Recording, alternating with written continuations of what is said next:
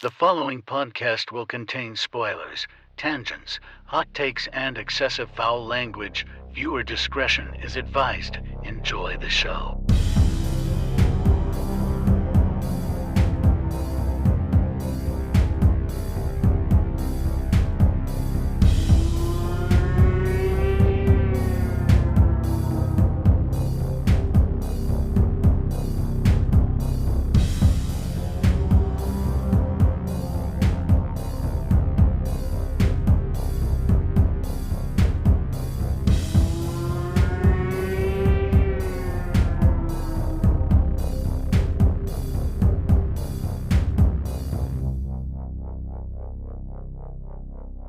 Greetings, horror fans, and welcome to episode 342 of Frightmares. I'm your host, Austin Proctor, and joining me today for 2015's The Visit is Derek Ferreira. How we doing? I'm doing great, thank you. I am going to probably call you Derek Ferrari from now on. Apologies for that. It's okay, it does. Okay. I'm not original at all.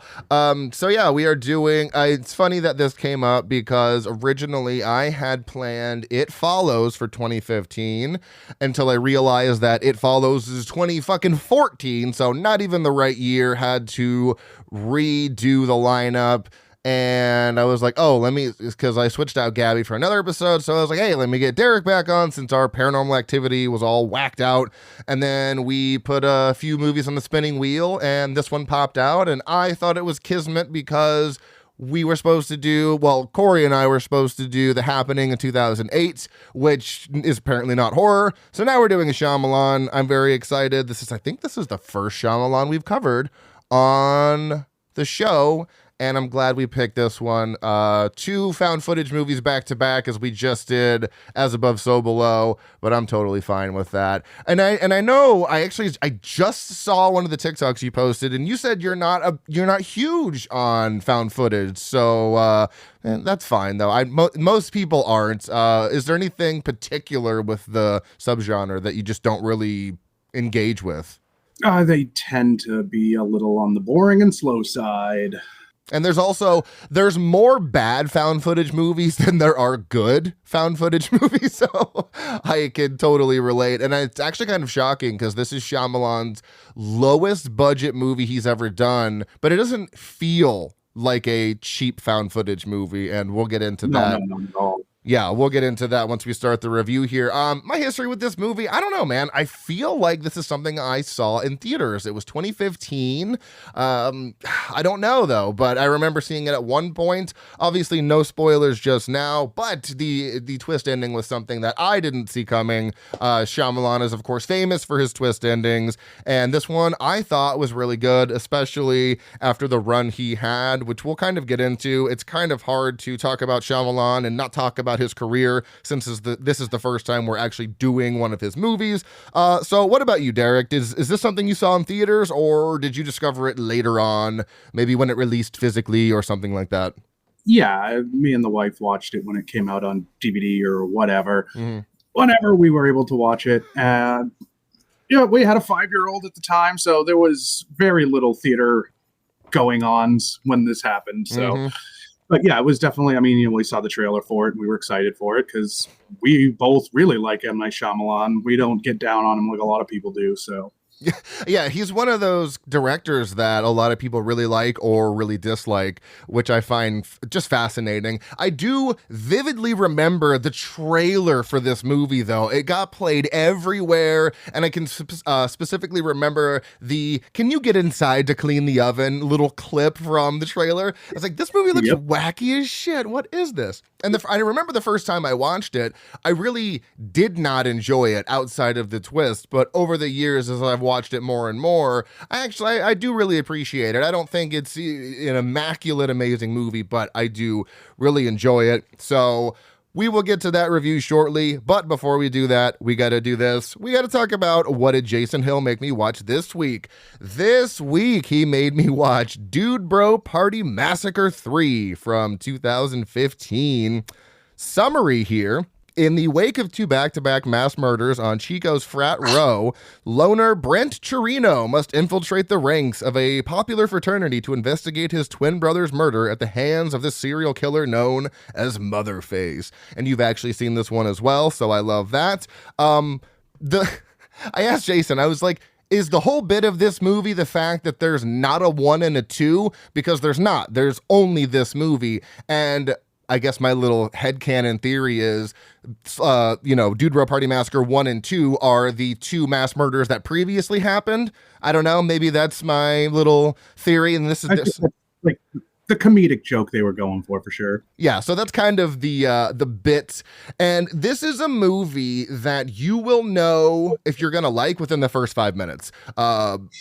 This is something I love. I love opening text in movies, and especially something as silly. They're like, warning, this movie was that you're about to see was almost lost forever. Copies were banned and destroyed under President Reagan. The last known broadcast was at 4 a.m. on some public access show, and we wouldn't be watching this if it wasn't for some teenager who stayed up late to record it. So it's presented as this late night B movie, which is very violent to be showing on TV. The opening dialogue too was great because it's guys at a party and they're like, dude, bro, party. And then it cuts to the main guy and he's like, massacre. And then even it goes as far to this therapist being like, three times you've been in here and said massacre. What's up with that? So the movie is so self-aware. And then he explains the 2 mass murders that happened. And the kills within the first 5 or 6 minutes, I was like, wow, this is genuinely incredible, like B movie work. So is this something you quite enjoyed? I feel like this is right up your alley. Oh, 100%. And I actually, so we ended up leaving work a little bit early today because we had to pick up the kid from school. And so I did have a chance to throw it on and refresh my memory a little bit. Of course, my tired ass fell asleep. So that's why you didn't answer. I woke up as the credits were rolling and I was like, oh shit. But I had enough of a refresher to be like, oh yeah, okay, now I remember why I like this movie so much, because it's just such a good time. It's such a good time. It's so self-aware. Everyone's performances are over the top, exaggerated, dramatic. When the title card does come up, Dude Bro Party Massacre 3, if you don't like it at that point, my suggestion is to just stop watching it, because if you're not into it at that point, you are not going to be into the rest of the movie. And I love how like convoluted the story is in a way, because it's like there was Motherface who went and killed all these dude bros, and then they killed Motherface, but little did they know, like her daughter came, she had a daughter that came and took her face, and now her daughter's murdering, and then they killed the daughter. Like, so much is happening in this movie. It's so ridiculous, but it's funny through and through. Great practical effects, a fun score, and like I said, it's that VHS. It's even, full frame. It's square. The aspect ratio is 4:3. It's not even widescreen, so I really enjoyed it. Have you seen something on YouTube called Kung Fury? I feel like everyone has, but I don't know. Yeah. Okay. So the main guy to me, Brent, was kind of giving this like Kung Fury vibe with his inner monologue and just kind of how he presented himself. That's how it was for me. But I love this movie. I thought it was insane. Everyone just seems to be in a constant state of hysteria.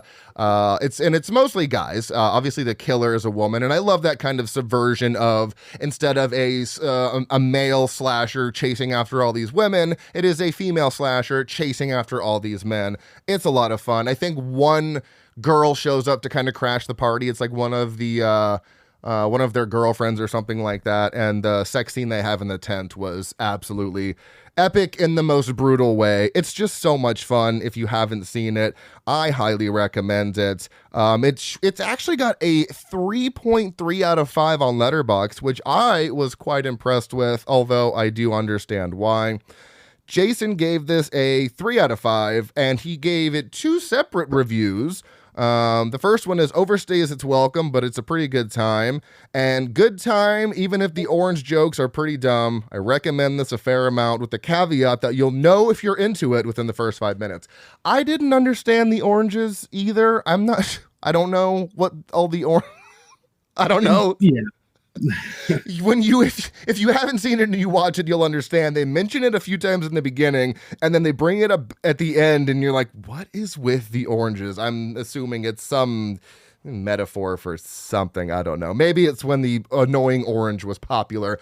I gave this a 4 out of 5. Did you happen to rate this on Letterboxd? And if so, what is your rating?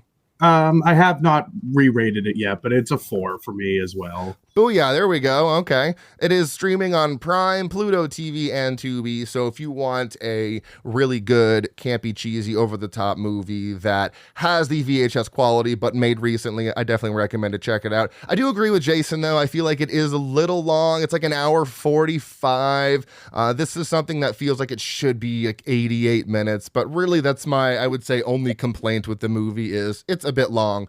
But at least it's entertaining the entire time. So check out Dude Bro Party Massacre 3 and don't bother looking for the other 2 because they don't exist. Jason says, check it out. You'll probably hate it. So let's talk about let's move on to the highest grossing movies and Oscar winners of 2015. Not shockingly at all, the highest grossing movie of 2015 was Star Wars Episode 7, The Force Awakens, bringing in $2.1 billion worldwide. And this isn't really tech. I mean, it's a horror movie. It's listed as a horror movie on IMDb, so it counts. But the highest grossing horror movie was Goosebumps at $158.3 million. Still haven't seen any of the newer Goosebumps stuff. I don't know if I'm missing anything, but I feel like the first movie's solid. Oh, okay, really? Oh, absolutely. Okay, then I will have to check that out. So this is the 88th Academy Awards presented on Sunday, February 28th, 2016, honoring movies released in 2015. Best Actor, after way too many times not being given an award, is Leo DiCaprio for The Revenant.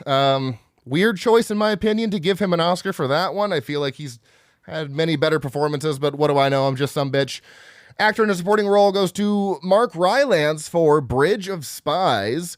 Best Actress goes to Brie Larson for The Room. If you've never seen The Room, it is a solid A24 movie. Actress in a supporting role is Alicia Vikander for The Danish Girl. And then The Revenant just fucking sweeps after that. Cinematography to Emmanuel Lubezki for The Revenant. Director Alejandro G. Iñárritu for The Revenant. Musical score does go to The Hateful Eight, Ennio Morricone, and then not winning anything in the categories I've mentioned, the best picture is Spotlight. It's always funny when that happens, when one movie will sweep all this stuff, doesn't win best picture. I don't understand that. Spotlight, have you ever heard or seen Spotlight?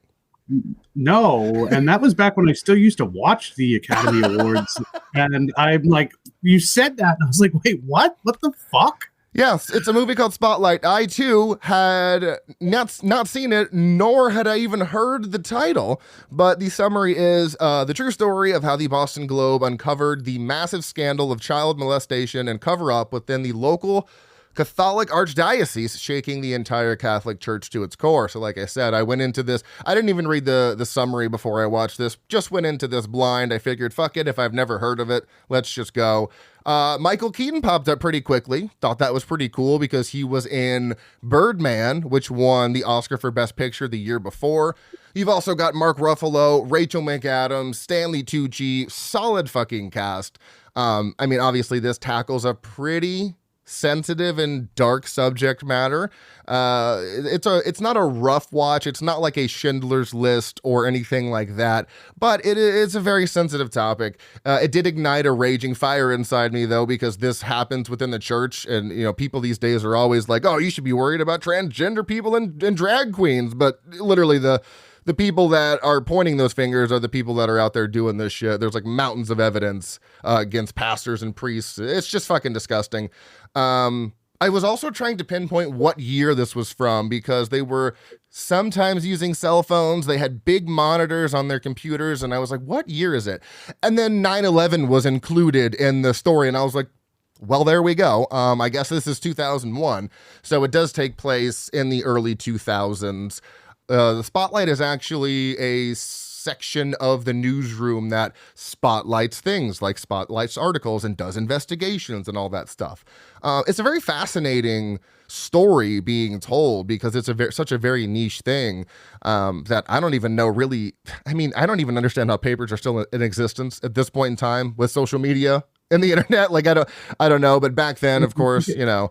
You get behind an old person at the gas station who's buying like every newspaper that still exists. That's fair. But yeah, so it's a very interesting story, very good performances. It is a little on the longer side. It's like 2 hours, 8 minutes, but it's pretty captivating the entire time. I was very happy with the watch. Then they have some actual facts at the end of the movie that I won't go into, but it's pretty, the facts are staggering with the number of sexual abuse and like how many survivors are still alive and stuff like that. Has a 4.1 out of 5 on the old letterbox there. This is my first 5 out of 5 for Oscar winners, just because I found it was just a captivating movie. My review for this one is the people out there diddling kids are the same people pointing the finger at drag queens, saying that they should be we should be worried about them. This is streaming on Tubi, sadly, so ads. It was like a 2.5 hour watch. Nothing is worse than being like really gripped in by a movie and then they're like introducing Tide Pods and you're like, fuck, god damn it. And then you have like 2.5 minutes of ads. You got to wait to get back into the movie. So this is something I would probably just buy. But it is a really fun time, so check it out on Tubi. Let's say we do this IMDb roundup and talk about The Visit. What do you say? Let's do it. Let's get that whip crack.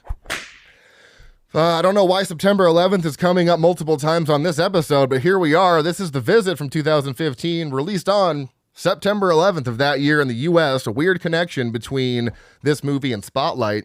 It is rated PG-13 for disturbing thematic material, including terror, violence, and some nudity, and for brief language. So you've got mild sex and nudity, moderate violence and gore, mild profanity, mild alcohol, drugs, and smoking, and apparently severe frightening and intense scenes.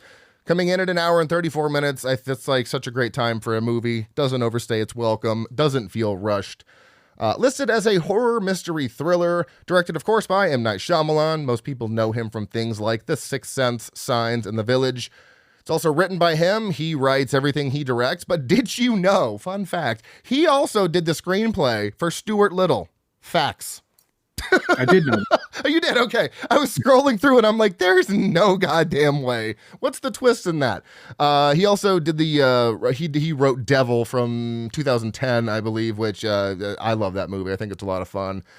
No composer for this movie, as it is presented in a mockumentary found footage-y type of way.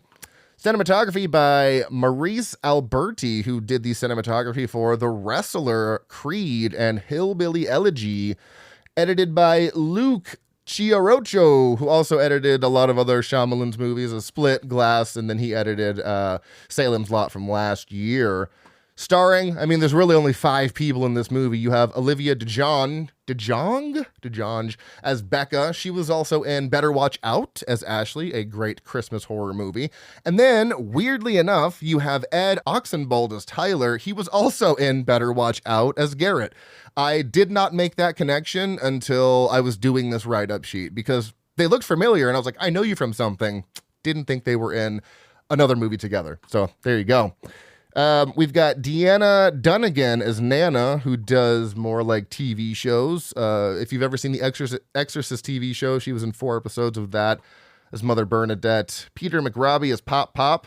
He was in Daniel Isn't Real as Percy Thigpen. And then, of course, Catherine Hahn as Mom.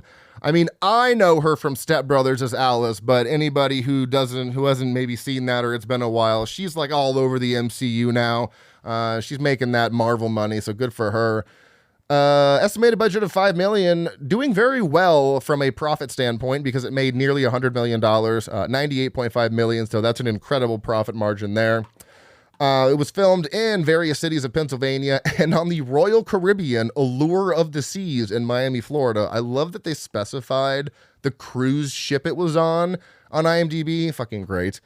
You can watch this on Peacock and movies that came out around the same time. We have Straight Outta Compton, American Ultra, Sinister 2, Contracted 2, Maze Runner, The Scores Trials, Black Mass, Cooties, The Green Inferno, Hotel Transylvania 2, it's a big year for twos, The Intern, The Martian, Sicario, Pan, Crimson Peak, one of my favorites, and Goosebumps. So, IMDb summary here. 2 siblings become increasingly frightened by their grandparents' disturbing behavior while visiting them on vacation. This is The Visit. Every day it's a getting close. Are you holding my camera properly? Swerve, girl. Stop, both of you. Yours will surely come. Hi, Mom. My parents asked if their grandchildren could visit them for a week. Here we are. This is where our mom grew up. I've wanted to spend time with you for so long. Miss you guys. Mom, we're having a great time. I have not seen your Nana this happy in years. Bedtime here is 9:30. It's probably best you two shouldn't come out of your room after that. See you in the morning. 9:30? 9:30.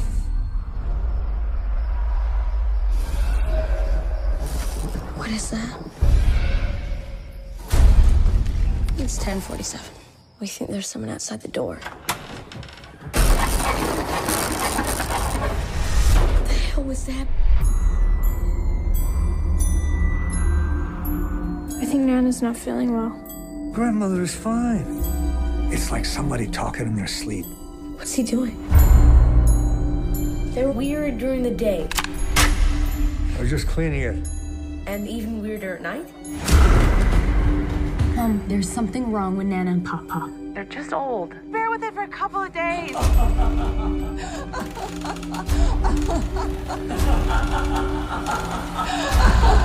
Nana, you okay?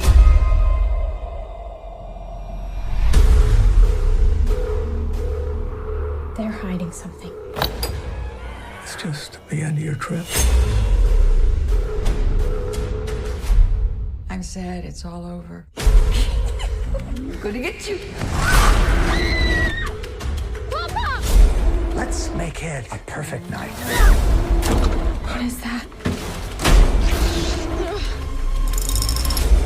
Mom, you need to come right now.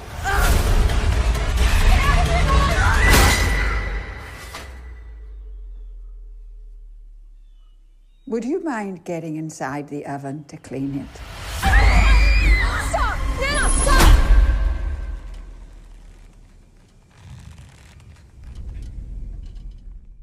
So, Derek, give me your brief overall thoughts on The Visit. What do you got? Well, so it had been quite some time since I had watched this movie, and I remember enjoying it, unfortunately, more than I did this time. Oh, no.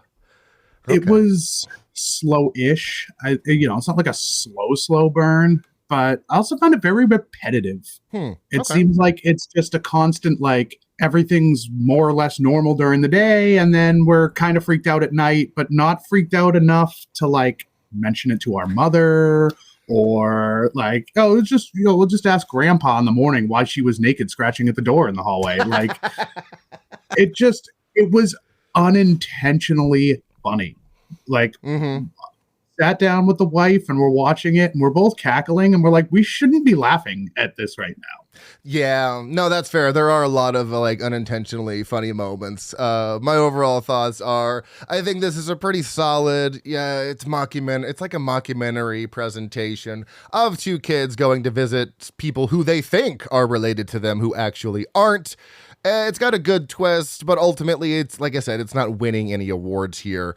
But I do enjoy it. So before we actually go into the movie, we got to talk about Shyamalan as a director, because if you look at his credits on IMDb, it's fucking wild, right? So he did 2 movies before The Sixth Sense. Praying with Anger and Wide Awake. I don't know what those are. But then in 1999, major success with The Sixth Sense. It grossed $672 million on a $40 million budget. Insane ratings across the board. Then you have Unbreakable, which it does quite well, but it's not as good as The Sixth Sense. Then Signs, which it's kind of mixed, decent ratings, but that twist really has people divided. Although I think we can all agree it has one of the greatest jump scares of all time that traumatized the same generation that Final Destination 2 traumatized. Fucking A. That alien, it's not even really a jump scare. It's just an alien walking across a path. But Christ almighty.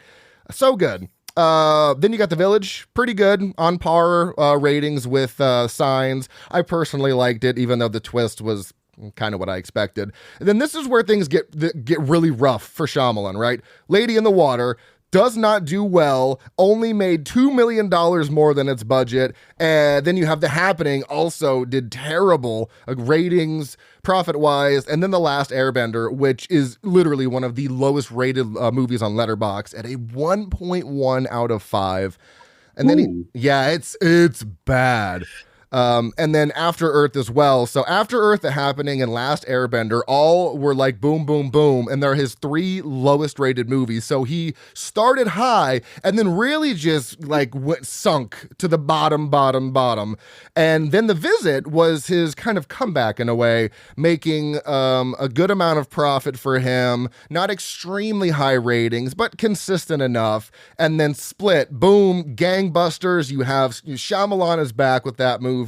And then Glass was okay, and like it did well. And then Old it wasn't that great. Like it was fine. It's his 4th lowest rated movie, but it made some profit. And then Knock at the Cabin and Trap. So his career is just this roller coaster of ups and downs. He seems to have gone up, really went down, and then he kind of started to climb back up and then went down a little bit more.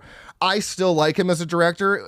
Anytime he's putting out a movie, I will go see it. I saw Old, Knock at the Cabin, I think Split. I think the only one I haven't seen of his outside of Lady in the Water is I haven't seen the last one in the... Is it Glass? Is it Glass? Yeah. I've seen Unbreakable and I've seen Split, but I haven't seen Glass. That's like the only one in his... That's like a trilogy or unofficial trilogy or something like that.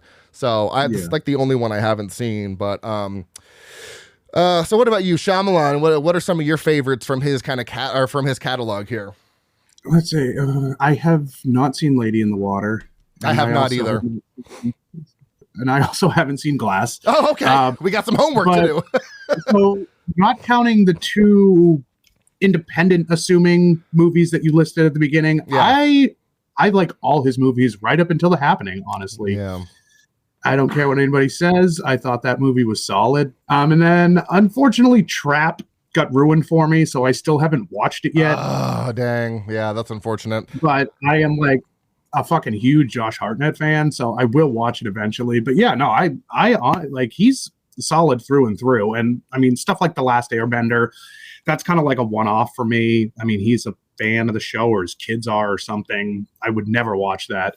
Yeah, that's not something that was an original idea from him, so he just missed the mark with that one. It is what it is. Trap was good. I did really enjoy Josh Hartnett's performance. He was so fucking incredible in that. Couple of my favorites outside of like The Sixth Sense, because that's obviously probably his best movie. I love The Village. I love Knock at the Cabin. I enjoy this movie. Signs I rewatched recently, and I was like, I don't really think it's a great movie, but I have some nostalgia for it, and the performances are good. But I do agree, most of his movies are solid for the most part. Like, I wasn't too big on Old. It was fine, but I don't hate any of his movies. They're either okay or I really like them. So moving on to The Visit. Starting off with the opening scene, it starts off like a mockumentary. It's very simple. Mom's being interviewed about her life in a nutshell. Catherine Hahn is charming. She's funny. I absolutely love her. And then Becca asks about something that happened when she turned 19, but she doesn't want to say. She's like, ask your grandparents and they'll tell you if they want to tell you. But the opening is simple enough to give you an idea of, hey, these kids are going to see their grandparents. Mom and grandparents don't really get along. She left, and this is kind of them reigniting their family. So it's a very simple and effective opening, especially since it's done through the narrative of that mockumentary style. So it's not something that really hooked me in right away, but it's interesting enough to be like, I want to see where this goes. Plus, with Shyamalan attached, you're like, what's the fucking twist gonna be? Like, yeah, you can't sit down and be like, there's nothing coming. Right, exactly. And that's why when he puts out new movies, I'm like, well, I have to go see these in theaters now, because if I don't, then the twist is just going to get ruined on social media. So, yeah, I don't want that to happen. The one thing I would say about the opening scene is the title card comes up very Grindhouse style, which I didn't think matched very well with with the movie itself. But other than that, yeah, no, I think you hit it dead on the nail. It is definitely enough to get you kind of going.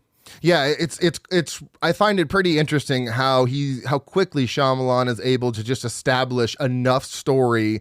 I mean, within like maybe 4 or 5 minutes. But again, I think it's mainly because of the format that we're using. It's easy to kind of just explain your story when you're talking to the camera. So what worked? Let's talk about what works. For me, I love the POV documentary style. I think it was a great decision to do this. Could it have been done like traditionally? Sure. But I don't know. I just don't know if it would have worked as well, because I think the POV style adds a certain level of unease and kind of tension to what's going on. We are experiencing the events with these kids, not really seeing it from a third-party perspective. We don't know what's happening, just like they don't. And with that, I think it does a great job of creating a mysterious, unsettling, and dreadful atmosphere, especially in that third act, because once the twist is revealed, I don't know about you, but even though I know what's coming, I noticed myself tensing up once they were like, that's not your grandparents. I was like, oh God, what do you do as what are they, 15 and 12 or something like that? Like, what the fuck do you do in a rural part of Pennsylvania? I can't remember, but like, did they not have a landline? Did they establish that in the beginning of the movie that I know they don't have cell phones and they don't have Wi-Fi. That's why their laptop is hooked up to a Ethernet cable. But I was wondering, like, why didn't they call the cops? And I guess they didn't have a landline. I'm not sure, but I can't remember. No, they must. They never establish it, but they do. The people who come to visit the house say like, "Oh, I tried to call your grandparents and there was no answer."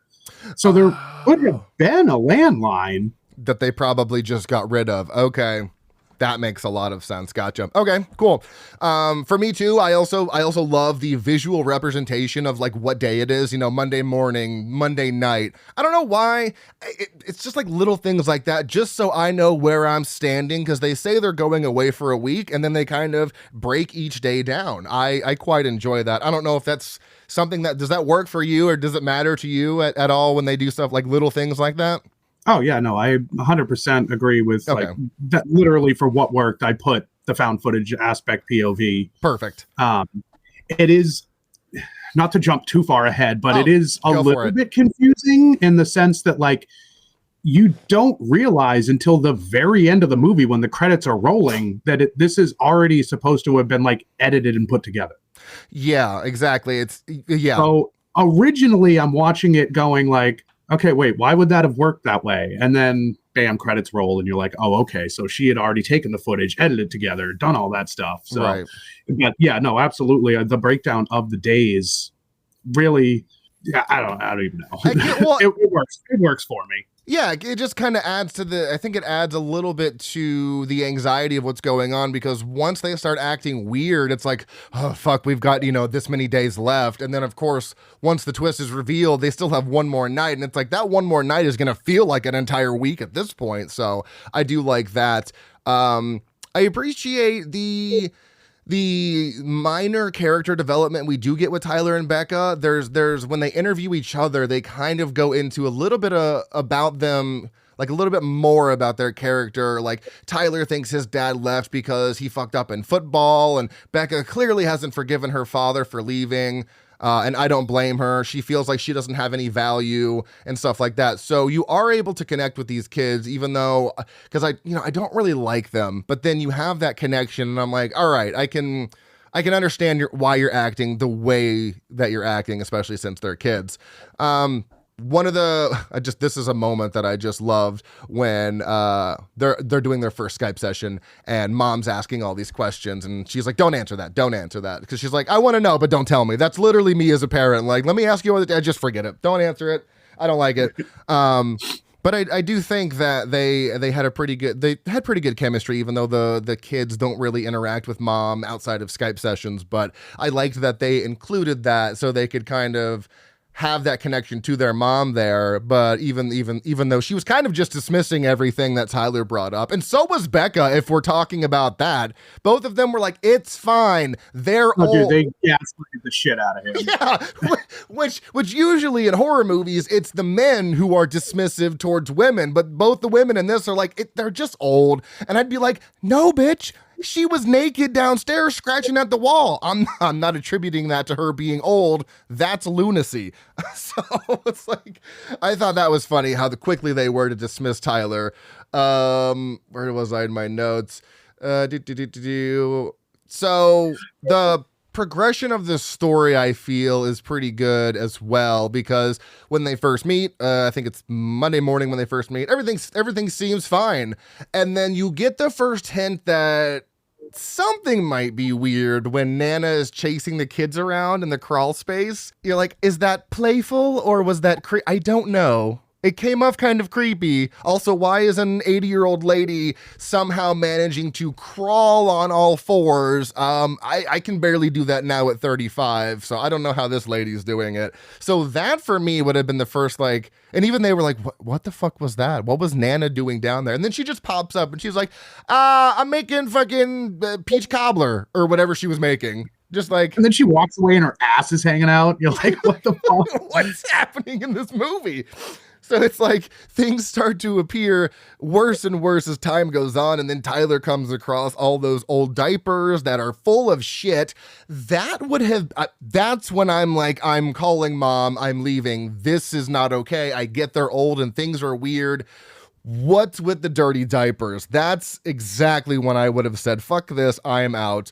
And I definitely wouldn't have stayed past Nana seeing Nana butt naked on a Tuesday night scratching at the walls. And, Pop-Pop's like, oh, it's just sundowning, sundowning syndrome. It's prevalent among people. It's a form of dementia. It's characterized by confusion and restlessness, blah, blah, blah. So you've got Pop-Pop who's incontinent and putting his diapers in the shed. And then Nana has some form of dementia. This is my favorite vacation ever. I absolutely love this. 10 out of 10. Yeah. Neither of the kids, like, especially when she's questioning him about why she's doing it, and he's getting ready for a party that he's not actually going to. So, like, that's like strike number 2. Like, okay, both of these people have dementia and probably shouldn't be taking care of us right now. So maybe we contact mom or contact somebody and get the fuck out of here. And get out. I will run anywhere. If I was the kids, I'd be like, I'm just running until I hit something. A house, a police station, I don't give a shit. But yeah, that was actually next in my notes is Pop, who's clearly very confused. And then Becca's like, I think are you good? Like, there's no party. And he's like, oh, you're right. It's just a couple of fucking Looney Tunes watching after these children. It's totally all good.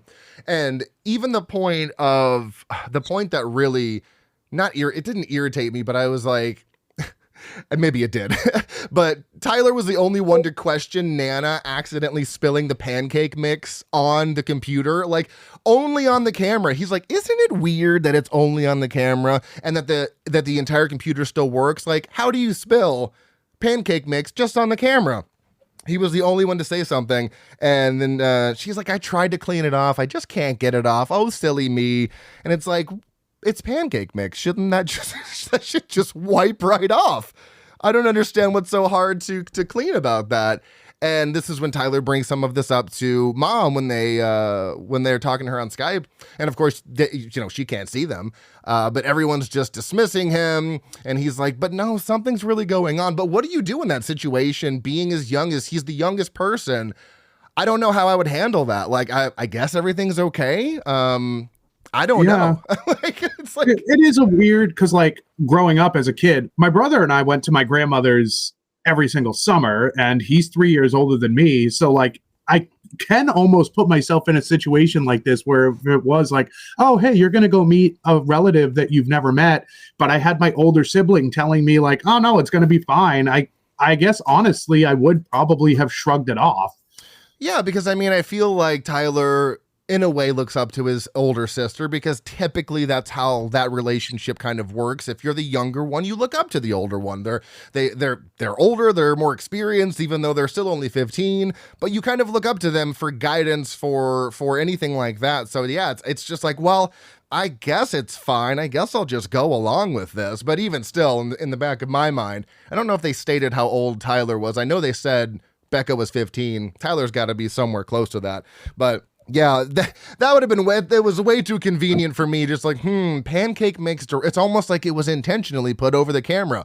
And it's funny how he leaves these little breadcrumbs throughout the entire movie that really, it doesn't give it away, but it all adds up at the end. Like, of course they would try to block the one thing so that they couldn't be seen in the background, because if Mom would have seen them any earlier in the film, then she would have been like, whoa, hold the phone. That's not your grandparents. What the fuck? So these little the plot devices that they use, I thought, or Shyamalan uses, I thought was pretty great. And then, of course, I love the overnight static cam that Tyler sets up, very Paranormal Activity-esque. And then you get crazy lady running around doing crazy shit, which is a lot of fun. And then she picks up the camera. Well, you get a great jump scare from her when she just bolts up and screams at the camera, and then she takes the camera around. But it's fun. I like that they added that into it, because they tried to hide it. Didn't hide it very well, because Nana found it, I think, on the first night. And yeah, fucking old people, man. It's funny to me that all you have to do with old people is make them act like this, and I'm terrified. I don't know about you, but personally, I'm horrified of these old people. No, that's fair. And somebody who's dealt with dementia in their real life, like, it's terrifying, and it's depressing at the same time, honestly, because they give you that, like, obviously the grandparents were friends or whatever, caretakers for these people. Mm-hmm. So like, you kind of have that little bit of sympathy of like, oh, they just snapped because it was that whole like, oh, they talked about you all the time. And, and it's kind of like, oh, that's fucking depressing. Like, yeah, these people just wanted somebody to love, but they're also crazy at the same time. Exactly. And that'll come up later in my theory. But yeah, it's this weird, obviously the tone will shift when you realize they're not the grandparents, but then Mitchell, when they're in the basement explaining to Becca, like, they talked about you so much, Claire deserved this week as a grandparent. And you're like, oh, but that's like super sweet. Like, I'm so conflicted, because you guys are terrifying me, but I feel like you do deserve this in a weird way, but you're also killing people. Like, my emotions are all out of whack right here. But so I have two questions here, just because I don't know. It's like, I'm wondering what the intention was. So like, the first thing was, do you think that Pop was actually intending to kill himself? Because, Becca walks into him literally with a gun in his mouth, and he's like, oh, I'm just cleaning it. So it's like, I'm wondering, do you think he wanted to take his life, and why? Because he was unmedicated and just losing his mind? I mean, that's an entire possibility, but I don't know. I'd love to hear your thoughts on if you think he was actually going to do it. That is a tough one, because when that scene came up again, and I was like, oh yeah, I forgot about that, like, creepy ass. I was like, is it supposed to be him having a moment? Right. Or is it him not being able to take it anymore? It is very, very up in the air as to why that scene was kind of really even put in there. Like, why couldn't he have just been cleaning the gun as more of like a, oh God, like, was everything okay? Like, right. Why is it in his mouth? Like, he's literally like, oh, I'm gonna end this shit. Yeah, it makes a lot of sense. My kind of rationalization for that is, clearly these people were in a mental institution and were medicated. So being off that medication and suffering from what they do, obviously, I think that led into it, but I think it's also the realization that they don't have anybody, because clearly they don't have anybody. They must not have any family that cares enough for them. So I think it was just kind of this amalgamation of all of these things that led him to potentially doing that, but Becca happened to come in at the right time. And then what do you think the intention was, the original intention for them taking the place of their grandparents? Was it just to have a family? Because I think that's what it is, but then they're off their meds and then they went cuckoo. So it's like, I think that's what it was. They wanted to just have this family and pretend for a week and then send them back. I don't think their true intentions when they had this idea was to kill them, but that's what they were trying to do at the end. Absolutely not. Yeah, no, I think you hit the nail on the head with that. It absolutely was like we want a family, and then like you said, they're off their medication and they're not taking anything, and then all get in the oven. I mean, that is the one thing. Like, they never really give a background. We never get any sort of like, were they just old people losing their minds? Were they like actually psychotic? Like, there's no true background to either of them to know, like, but that's kind of always been my thing with this movie, is that they were just, we just wanted what they had. And we were just going to send you back, and then maybe you'd come back again, and we'd just be a family. We'd all be hunky dory. So, and I mean, going kind of into we've kind of talked about the ending, here and there, but you get the twist about 20 minutes from the ending, which is kind of impressive because you have to sit with what you know that they're not their grandparents. The kids know, but the grandparents don't know yet that they have discovered this, because once they finally get the camera cleaned off, they show their grandparents to mom, and they're like, who they're like, she's like, who's that? That's not your Nana and Papa. And they're like, what do you mean that's not? And they're like, no, seriously, like where's Nana and Papa? And like, that's them. So you get that 20 minutes out from the ending, and the rest of the runtime is just stressful. Like, the kids have to act like nothing is going on. And I don't know about you, but at that young of an age, I would not be able to hold that shit together. I would have cracked. There's no way I could have done that. Tyler did a phenomenal job of like, I'm having so much fun playing Yahtzee. I love this. Like, good on you, Tyler, for holding it together, because I'm not gonna do it. But for you, the twist, do you like the twist, or do you kind of wish they did something different with it? Because I personally love it. I really didn't see that coming the first time. No, I do think the twist is good. Being M. Night Shyamalan, I called it. Did you really?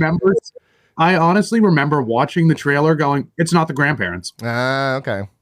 Interesting.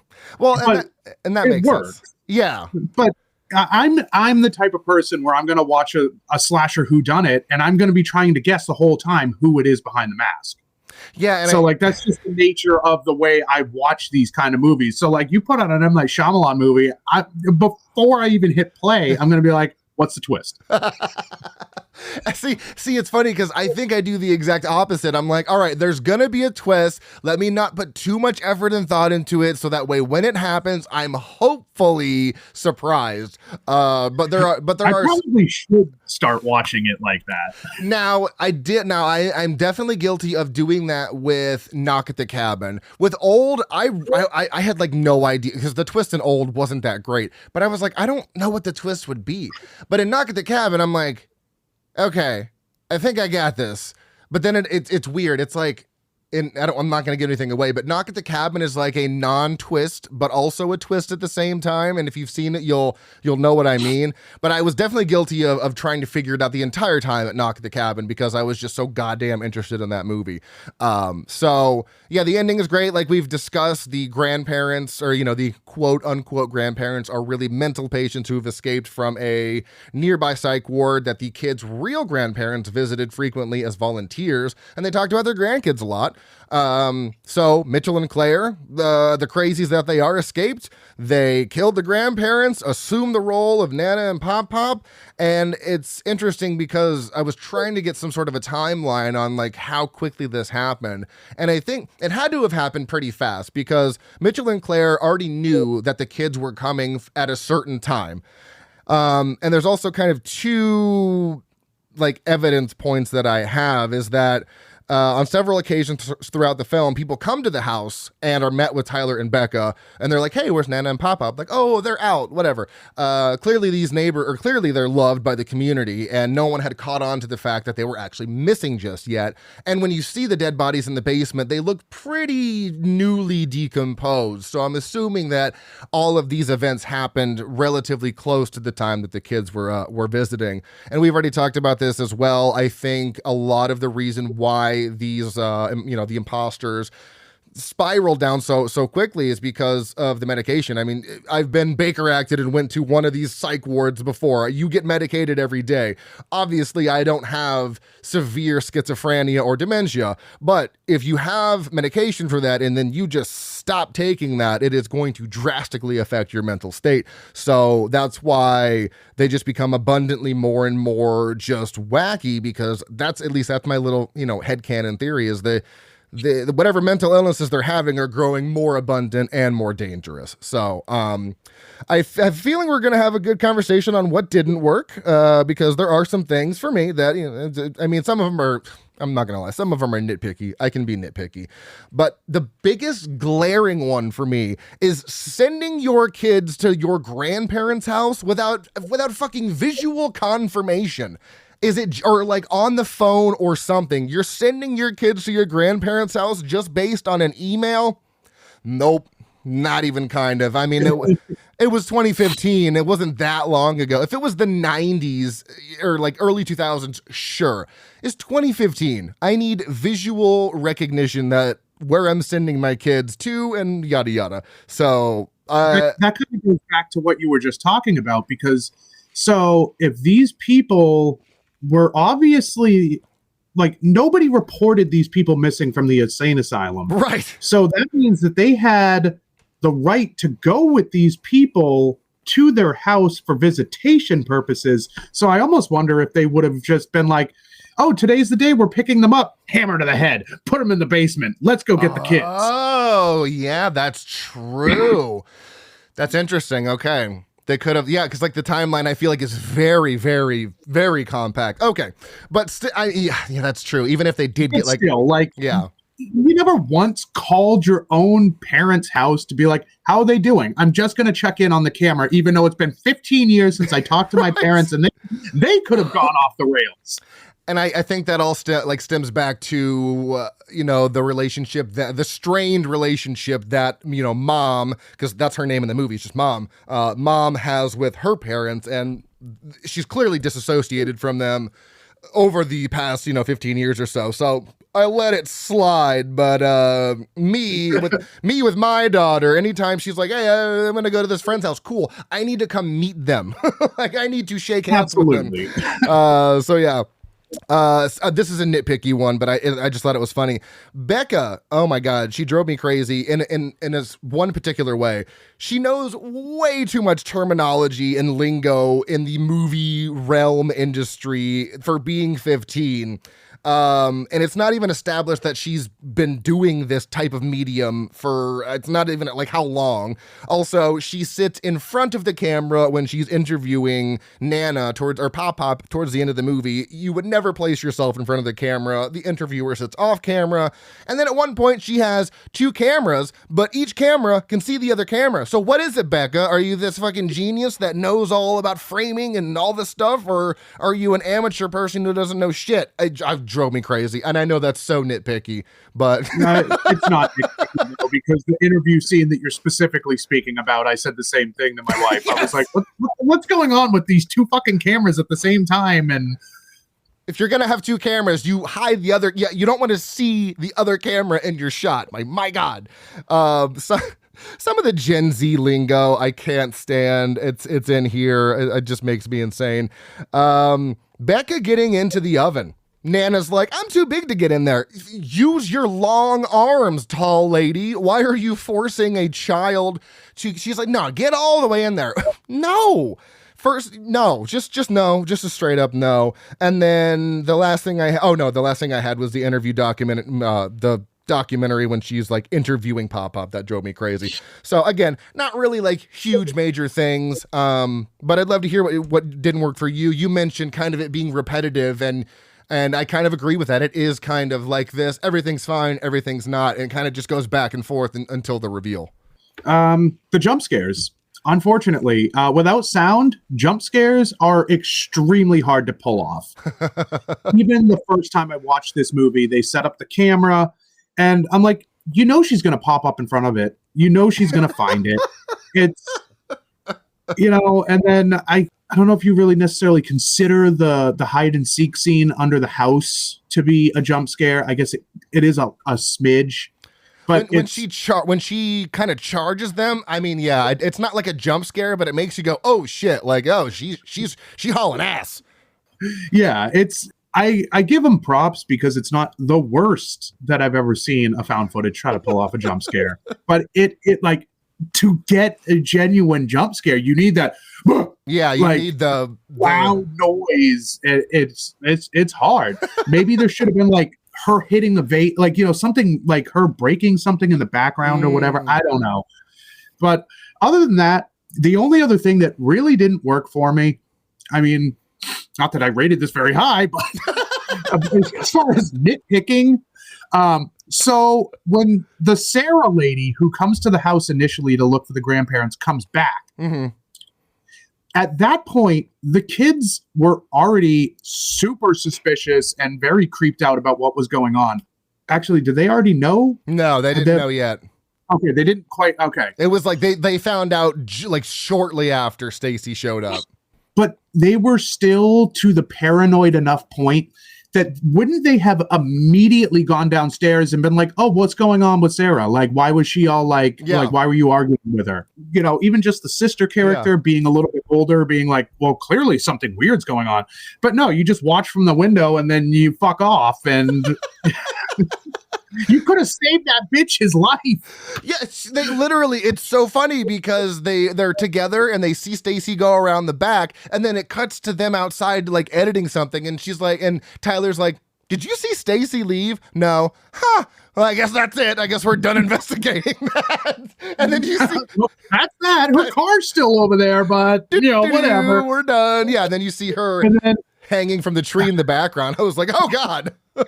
And then the smallest little nitpick, it almost wasn't necessary for him to be a germaphobe. They only pointed out twice in the movie, once on the train, once in the bedroom, and they did it specifically for the diaper scene. Oh, but revolting. Come on, anybody would have been fucking grossed out having a diaper shoved in their face. They didn't need to make him a germaphobe for that. No, they didn't, because Grandpa's like, I hear you don't like germs, diaper. Yeah, buddy, no one's gonna like shit in their mouth. Like, that's a good point, though. Yeah, I didn't. When he said, oh, I hear you don't like germs, and I literally asked myself, I was like, is he a germaphobe? I didn't even remember them bringing it up. So yeah, it was very pointless to do that.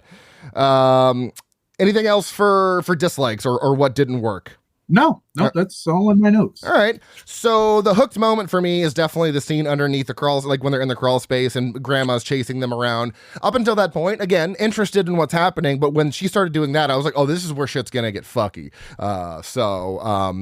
Yeah, fuck your chicken pot pie. I'm going to go find my balls because I don't have them anymore after that scene. What about you? Did you have a moment that kind of hooked you in? Not really. I mean... For a rewatch, I didn't remember a whole lot, so I was like hooked enough to like keep going, even though I did remember the twist. Okay. But unfortunately, like if I wanted to say I had a hooked moment, it's when they find out it's not the grandparents right before it's 20 minutes, and then at that point, but that's like you said, that's like even on a no. You get that tense feeling again. Yeah. You're like, oh, Jesus Christ, do I feel for these kids? Yeah. My heart goes out to you. I mean, I have a kid that's the same age, so I can only imagine what a situation like that would be. So right. Yeah, horrifying. For me, I'm never lost. I do enjoy this movie through and through, so there's no moment where I'm like, oh, fuck this movie. So I guess there's really not a lost moment for you since you're hooked is so far to the end. Yeah, no. It's a pretty easy thing to follow. And like you said, with the breaks of the days and the nights and whatever, definitely helps, you know, keep it going and keep it strong.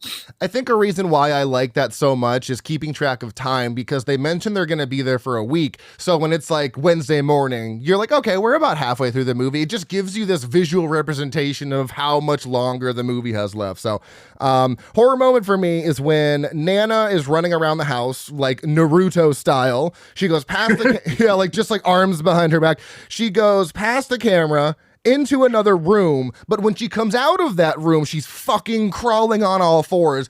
I audibly was like, ooh, and like, no, I don't do that. Not for me. Is there any moment of horror that always gets you in this one? The backdoor scene when they go to leave and she's hanging from, like, that is a terrifying moment because, like, the grandfather or whatever, like, no notion of anything, just, oh, we're gonna play a game, and like, it's so fucking uneasy moment because they see it, we see it, he forgot that he did it. I don't know. It's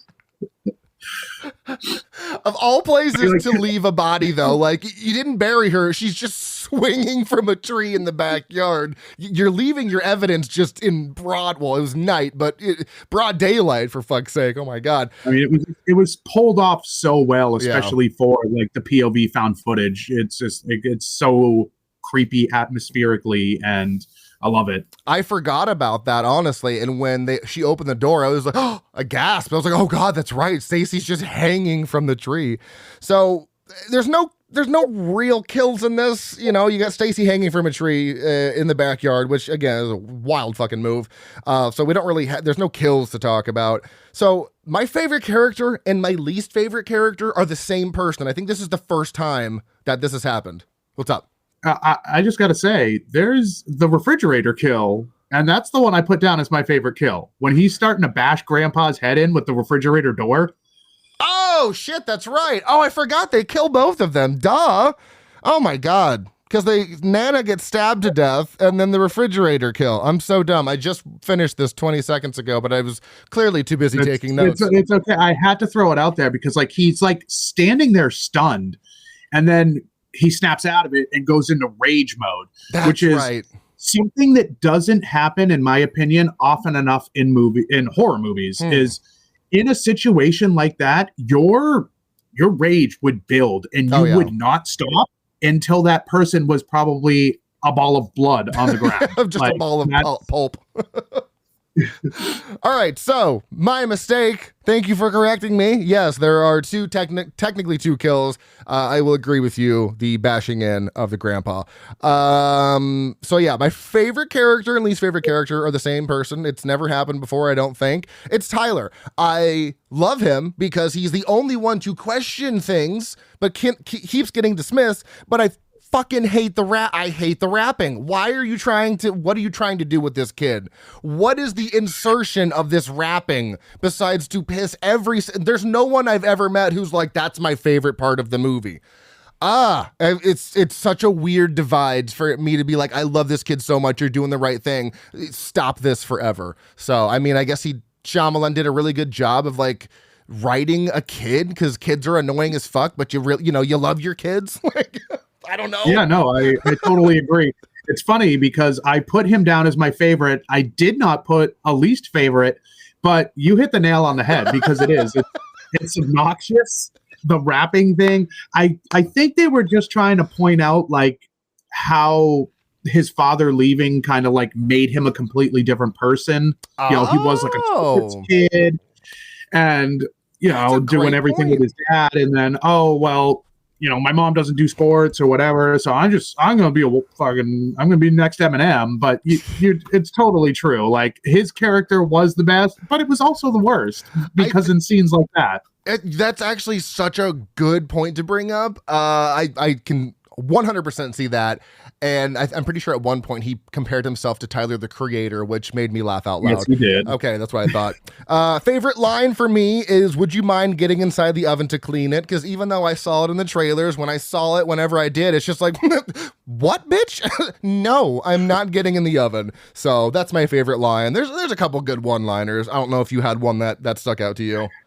There was a couple. I put down the fact that, like, when they're playing Yahtzee at the end, he's like, I'm the Yahtzee master. And she's like, it takes 10 years to become a Yahtzee master. So seriously and indignantly, like, I don't think so, mister. And you know what? I meant to look that up to see if there was an actual, like, stature to become a Yahtzee master, and I forgot.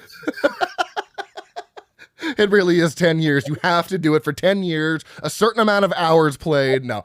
The only random thought I had was, how many times does Nana need to clean this fucking oven? Twice in 1 week seems like a lot. Also, what is the oven door made out of that it can support an entire kid? So that was my random thought there. I did not have a random thought, but that is a good random thought because, yeah, and like a 15-year-old fitting inside of an oven? That's a big ass oven, dude. That is a big ass oven. Like, I could probably squeeze my ass into an oven if it didn't have any of the racks into it, but it'd be a tight squeeze. I'd be uncomfortable. Okay. What was my review? I didn't write it down. I had a fucking gold review. Oh, I can't believe I didn't write it down. Oh my God. Of course I'm not going to remember it now. It was something involving old people. Damn. Okay.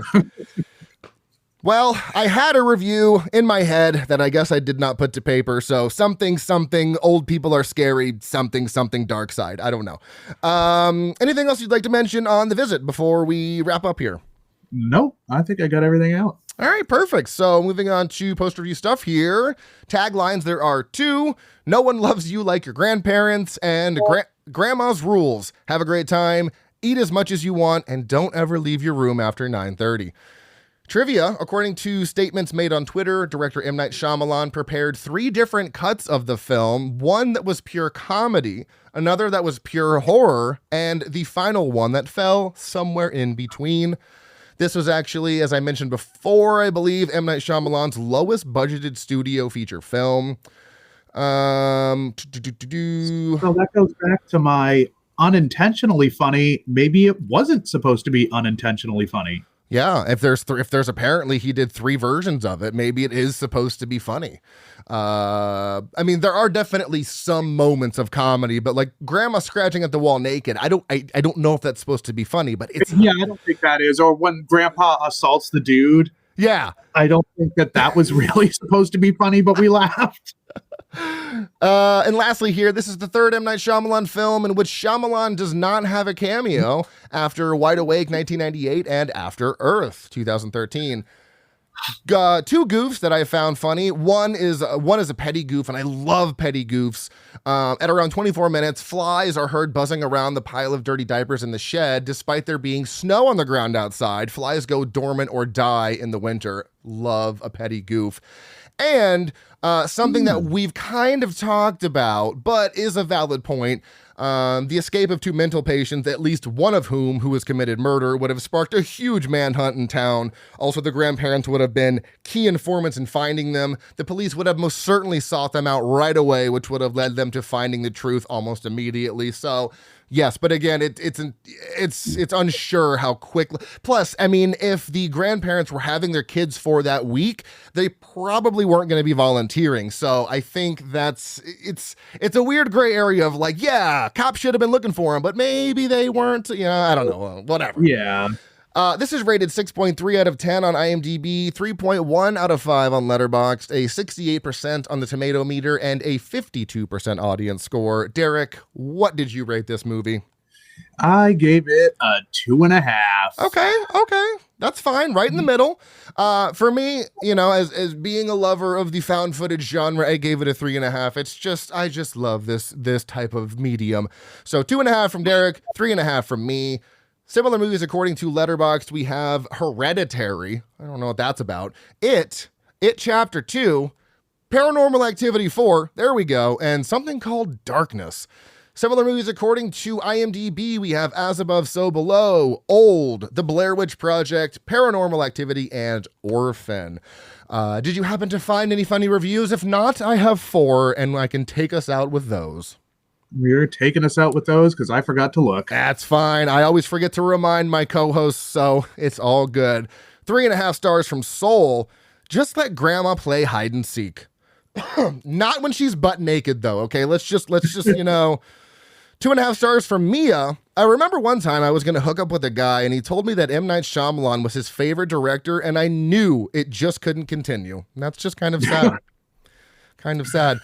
4.5 stars from, Sexual Jumanji. Oh, just called my grandparents and told them to fuck off forever.